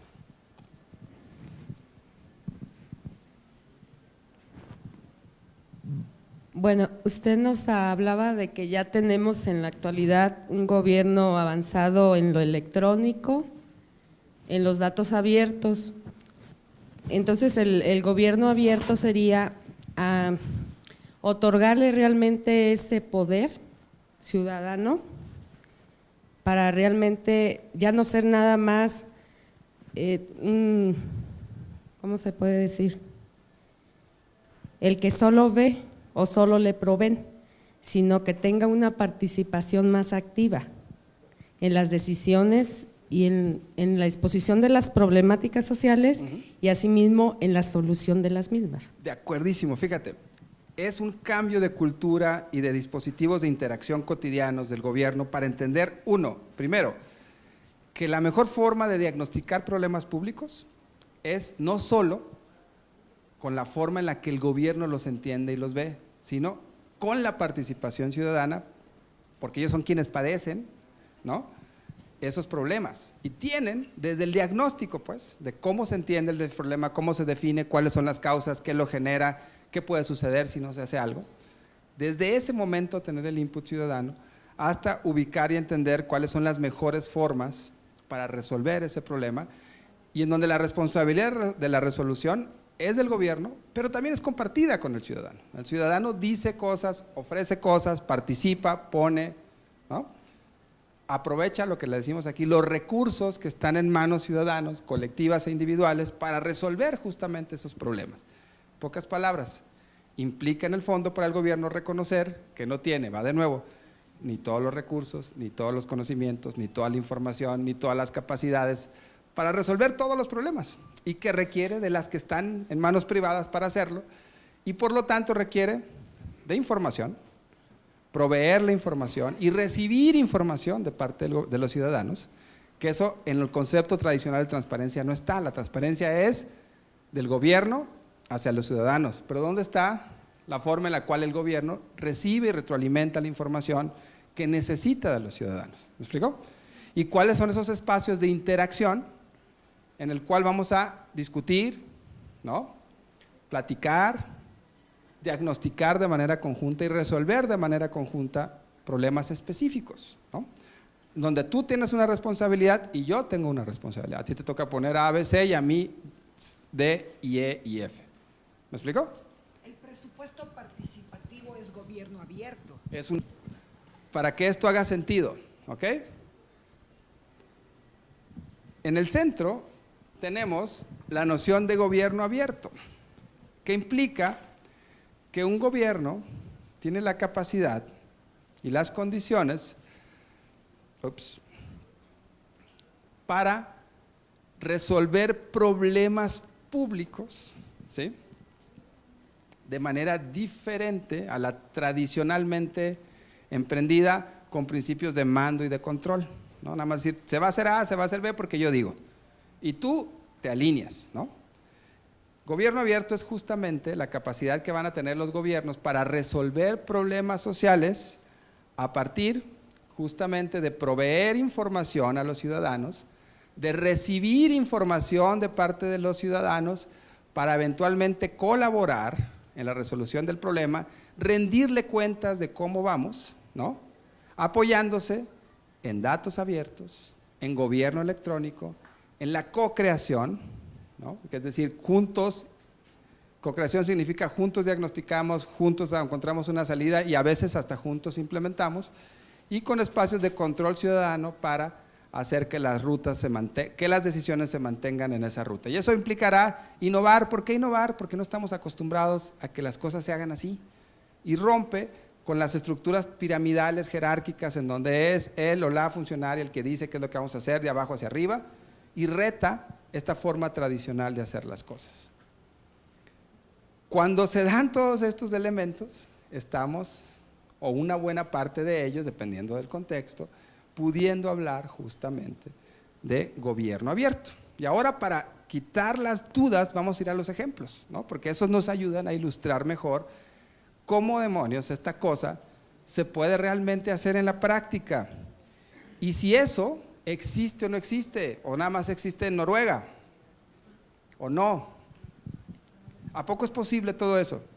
Es posible. Complejo, muy complejo, sí, efectivamente, pero sí se hace, y se hace de las siguientes formas. Vamos a aprovechar algunos ejemplos para darnos idea.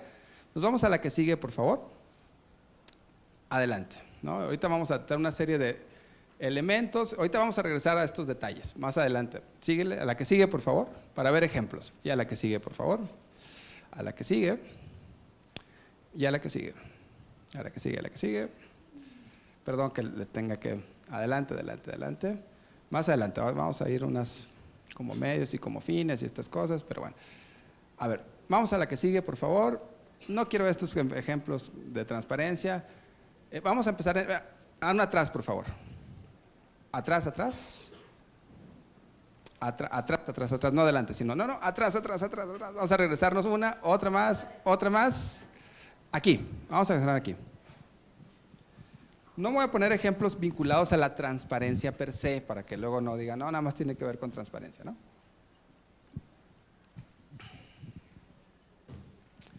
¿Se acuerdan? Hermosillo, ¿no? Desastre de la guardería ABC, ¿no? ¿Se acuerdan? ¿Quién lo puede olvidar, la verdad? Donde… A veces en Chihuahua, perdón, ¿qué es eso? En Sonora, una disculpa. Yo soy de Sonora, mira nada más. Se fue eso. Hubo una tragedia, incendio, casi medio centenar de niños mueren mientras están en el resguardo de una institución subrogada, pero finalmente bajo la responsabilidad del IMSS, ¿no? En un incendio, ahí va. estaban bajo el resguardo del Estado mexicano cuando mueren casi medio centenar de niños por un incendio. Bueno, tragedia, jodidísimo, y la verdad que lo que uno siempre piensa es cómo podemos hacerle para que esto nunca más se vuelva a repetir, ¿no? ¿Cómo creen que estaba ustedes la reputación del IMSS en ese momento? ¿Alguien creía en el IMSS en ese momento? Nadie. No, de por sí, pero bueno, menos, o sea, a lo que me refiero, imagínense las mamás y los papás que tenían a los niños en sus guarderías, cómo se sentían al siguiente día de decir los llevo, no los llevo, ¿no? Es decir, perdiendo total credibilidad y legitimidad ante las personas. Y al mismo tiempo con el reto de decir, ¿qué vamos a hacer para que esto no vuelva a pasar? ¿No? Además, ojalá que ya no sucedió, de procurar justicia, ¿no? De que quienes fueran responsables realmente estuvieran rindiendo cuentas, ¿no? Ante esto. Pero bueno, eso es otra cosa. Ahorita no nos vamos a meter ahí para no politizar el caso. Tenía el IMSS ante ellos el reto en ese momento de hacer algo, ¿no? ¿Creen ustedes que si el IMSS hubiera hecho algo solo, hubiera tenido no solo algún efecto, sino alguna legitimidad? ¿Qué necesitaba hacer el IMSS? Necesitaba abrirse. Es decir, si no empezaba a decir sus protocolos, mis protocolos son A, son B, son C, fallamos en esto, ¿no? Y necesitamos que alguien más nos ayude a verificar que todas estas cosas realmente sucedan y no nada más dejarlo a nuestros controles internos. Eventualmente podemos aspirar a que esto realmente pueda ayudar al menos a transformar y evitar que esto vuelva a suceder. ¿Alguien aquí tiene a su hijo o a su hija o tuvo en una guardería del IMSS hasta antes de esto? ¿Cuál era tu nivel de acceso al IMSS? Así, tal cual, miren, al niño lo llegabas, a la niña la entregabas. Si no, nada, pero llegas ahí, ¿qué pasa adentro? ¿Cómo es? ¿Qué hay? Era una caja negra, nadie sabía absolutamente nada qué pasaba. Los padres y madres pues entregábamos ahí a los niños en el mejor de las fes, en las mejor de las fes, ¿no? Pues, así es, está bien, va. De mantener ese modelo cerrado, excluyente, en donde el IMSS te dice, así son las reglas. ¿Por qué? Porque así las dije yo. Tú me lo entregas, tú pones el dedo, me lo dejas y olvídate de tu hijo.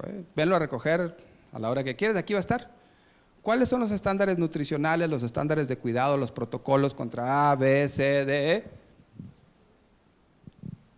La neta es que no sabíamos, pues, porque además muchos de ellos tenían que adecuarse a los protocolos de los municipios, de cada municipio que existe, ¿no?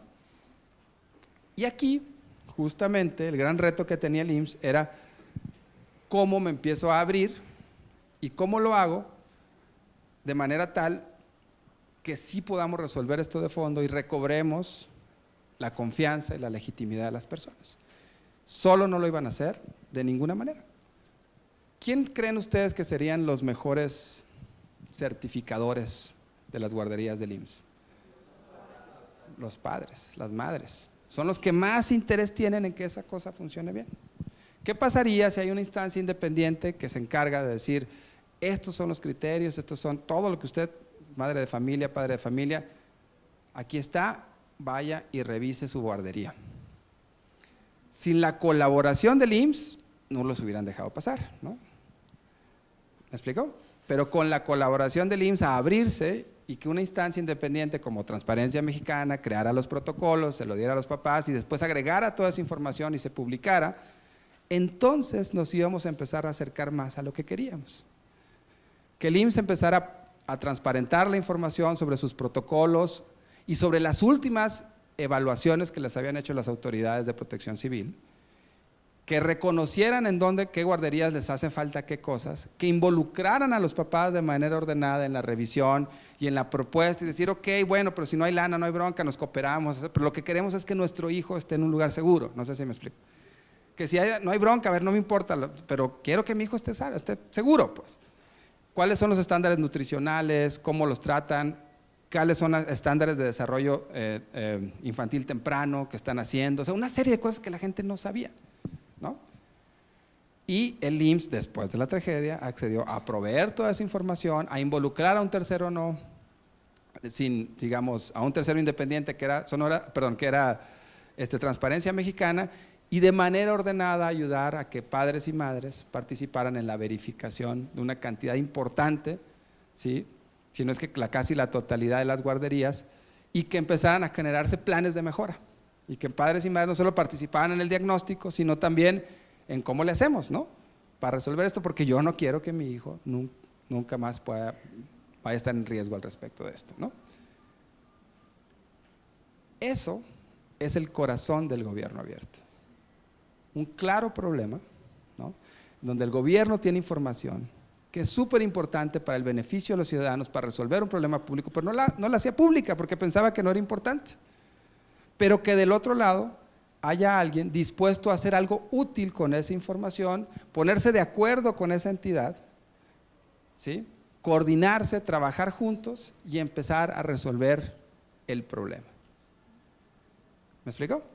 Ahí hay participación, hay transparencia, hay información, hay rendición de cuentas, hay co-creación, porque empezamos a crear planes de mejora en cada uno, y hay después seguimiento de esos planes, ¿no?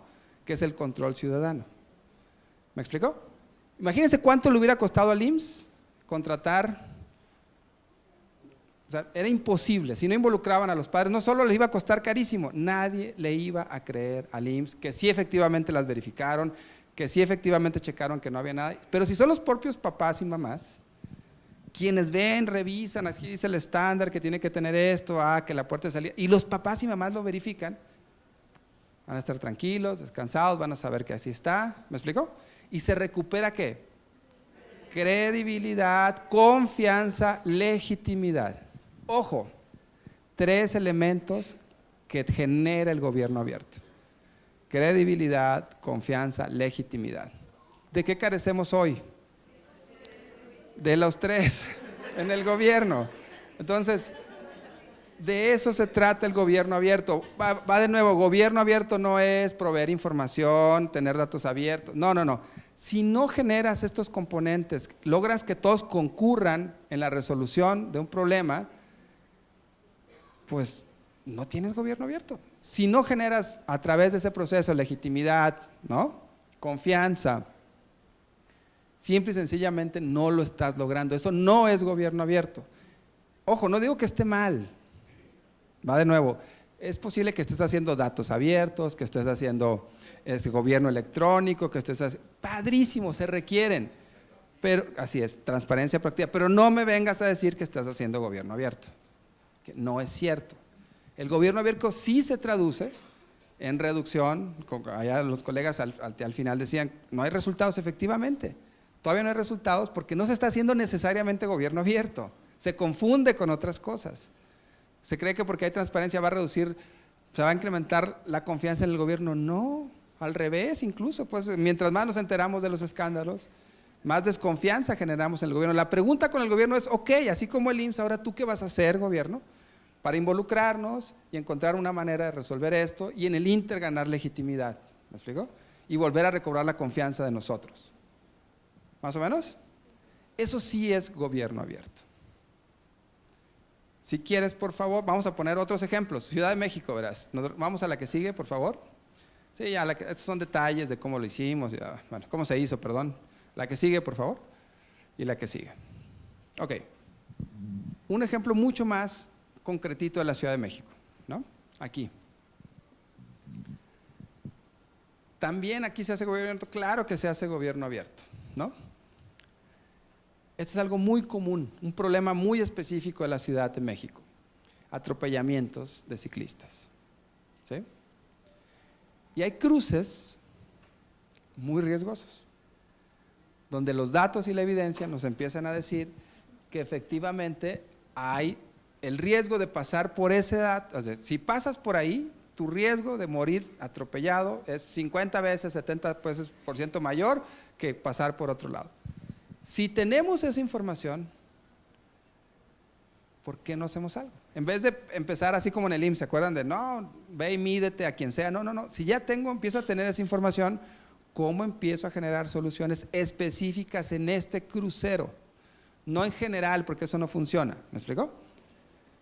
Y con la banda del Laboratorio para la Ciudad, después del atropellamiento en un compita ahí en la Ecobici en el 2014, en este lugar que es súper complicado, sobre constituyentes, empezaron a, se les ocurrió la idea de, después de esa tragedia, ¿cómo le hacemos para resolver el problema?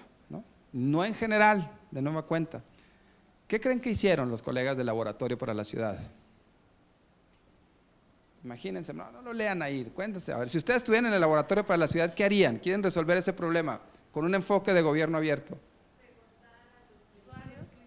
Preguntaron a los usuarios de las bicicletas cuáles son las problemáticas a los que se enfrentan, en qué horario, principalmente, identificar, no sé, patrones de traslado, rutas. Ok. A ver, primero, efectivamente, los más afectados son los ciclistas. Pero, ¿mande? Ok, vamos a ver, ¿qué más? ¿A quiénes más? Pues sí, preguntas a los peatones, incluso a los choferes que pasan por ahí mucho, para saber si ellos ven que se les cruzan por algunos lugares de un punto ciego, más que en otros. Ves cómo están los semáforos, si realmente tienen tiempo para cruzar, ves dónde están los pasos peatonales, si hay topes, todo, o sea, analizas la zona, ¿no? Okay. ¿Y los conductores? Esos son los que atropellan, ¿verdad? Conductores, perdón, sí, muy bien. ¿Y quiénes más, oigan? ¿Quiénes más podrían participar en esto? A ver, piénsenle. Los que están alrededor, la señora de la esquina, la que vende las quecas, el señor, los que están ahí ven realmente qué es lo que pasa todos los días, más que el súper ilustrado persona del, ¿cómo se llama esa dependencia acá? De Semovi, ¿no? Pues la banda que está ahí, que sabe cómo se mueve todos los días la cosa, ¿me explicó? Que ubica, sabe, entiende, sí, mira, es que no hay carril, la gente no puede pasar por aquí, por allá, entonces, ¿qué hago? En vez de yo llegar y voy a cambiar la ley, o vamos a, no, llego, sí, voy a poner, no sé, digo, vamos a conversar con las personas, vamos a ver qué necesitan, cómo requieren, y qué se les ocurre además que se puede hacer para resolverlo. A partir de información, de identificar puntos críticos, con altos elementos de incidencia de riesgo, datos abiertos, formación proactiva, bla, bla, bla. Voy, identifico qué está pasando, cómo le hago, platico con los actores clave, extraigo información, los hago partícipes y juntos armamos un plan. ¿Me explico?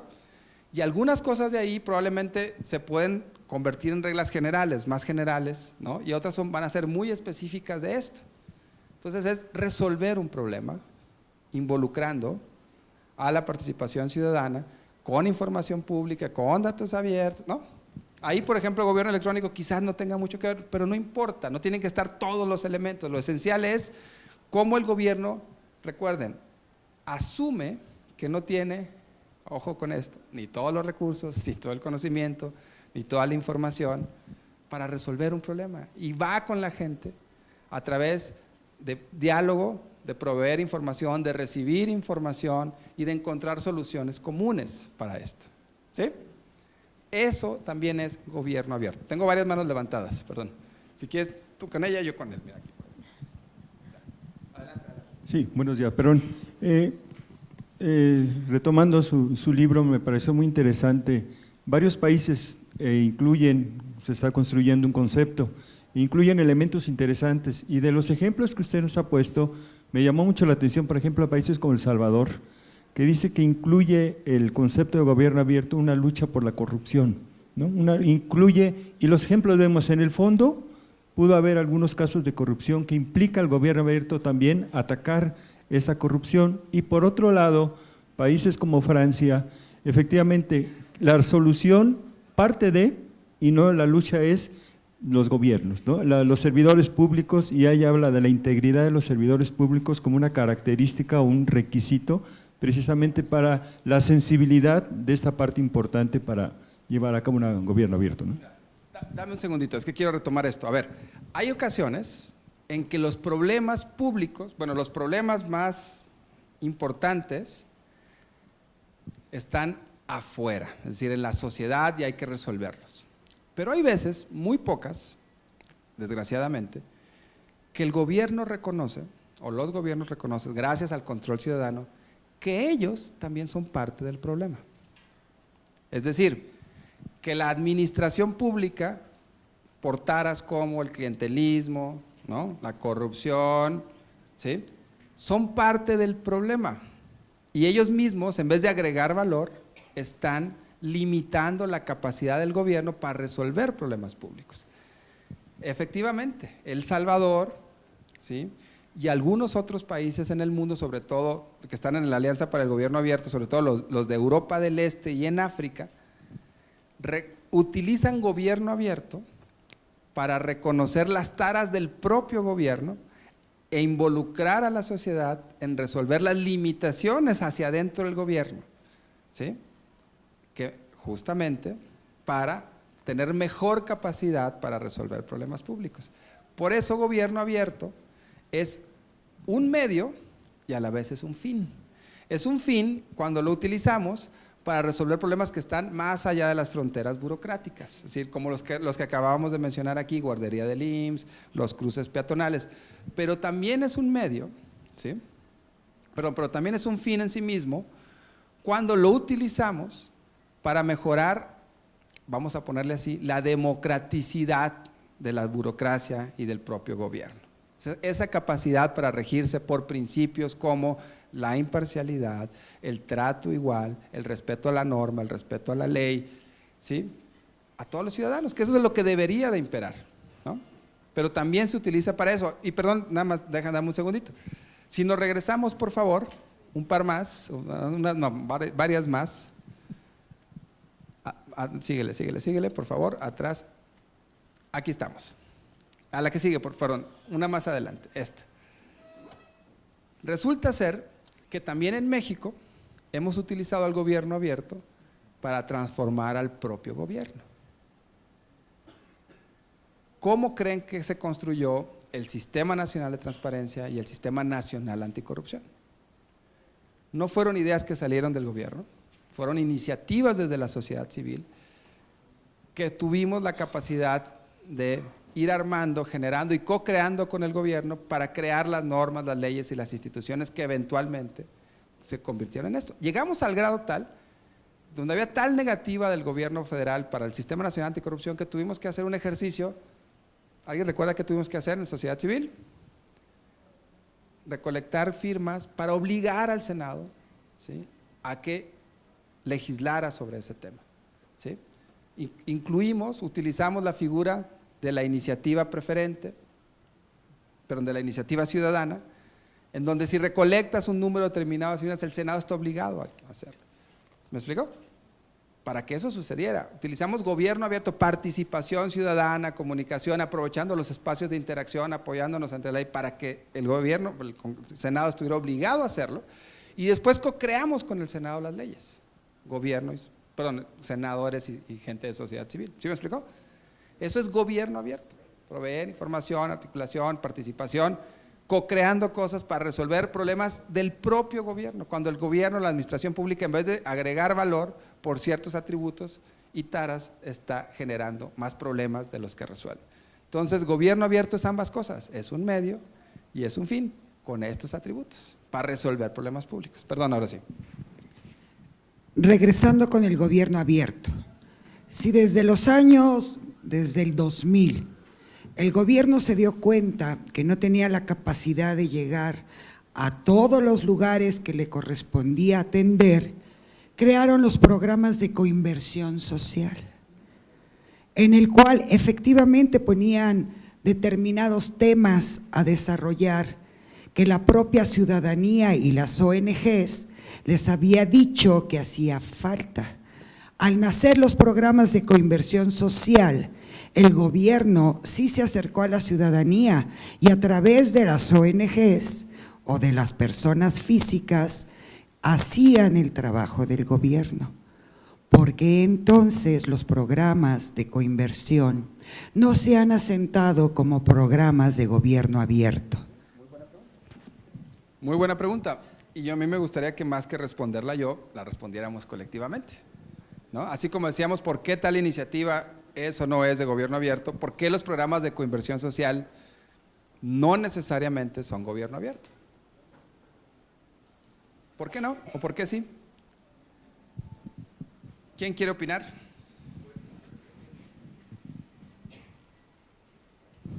Porque según el planteamiento de la compañera están impuestos por el gobierno, se mantiene la misma relación gobierno-sociedad.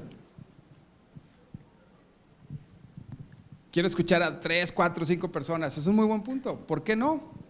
Si le está invitando a las organizaciones de sociedad civil a resolver problemas que el gobierno no puede resolver en teoría.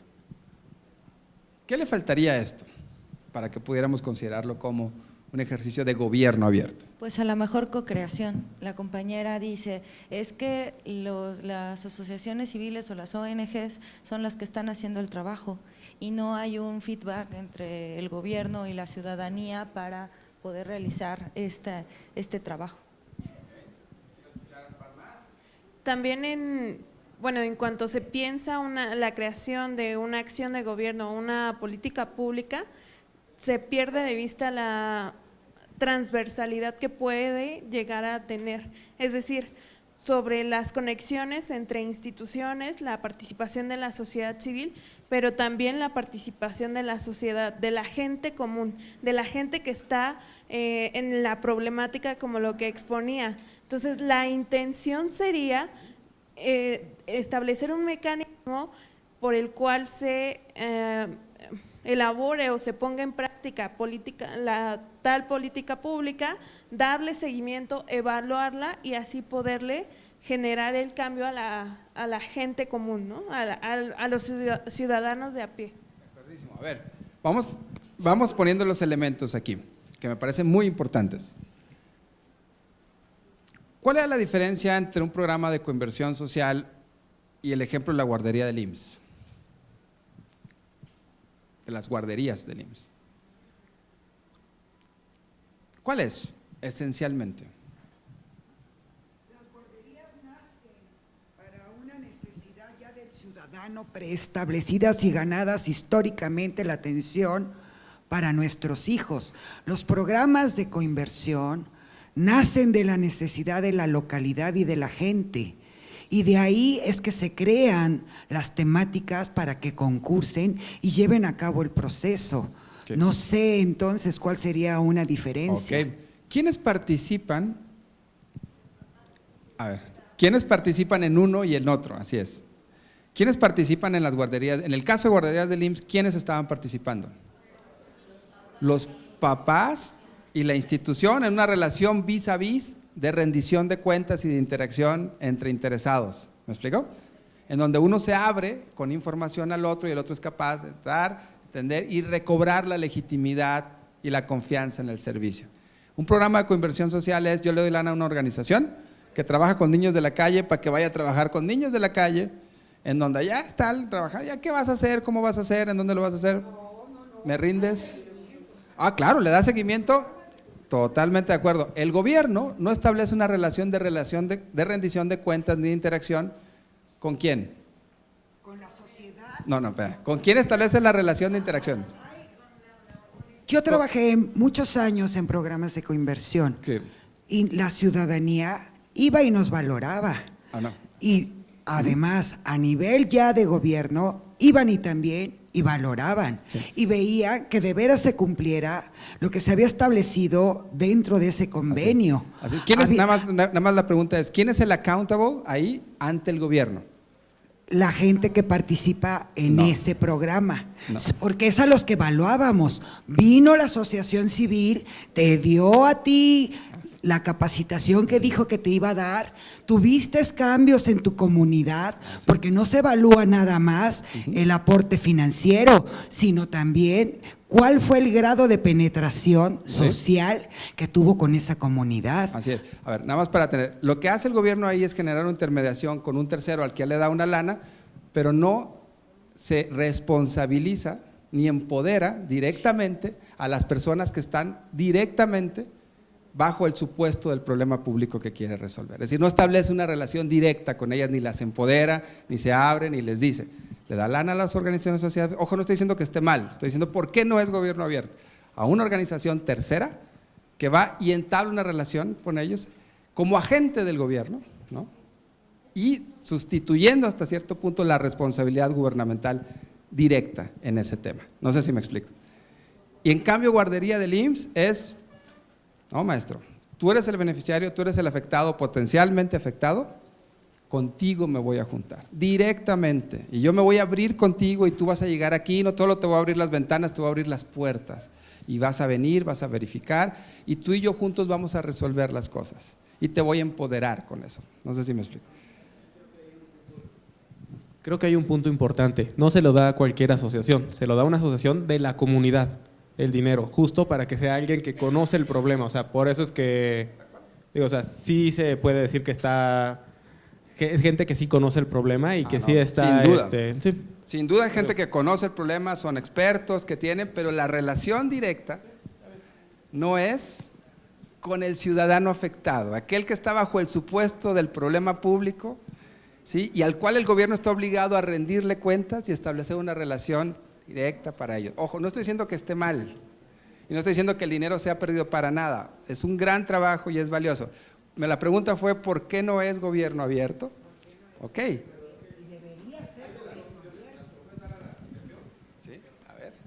De lo que recuerdo haber leído, porque yo la verdad no he trabajado en esas, pero sí leí las reglas de operación en algunos años.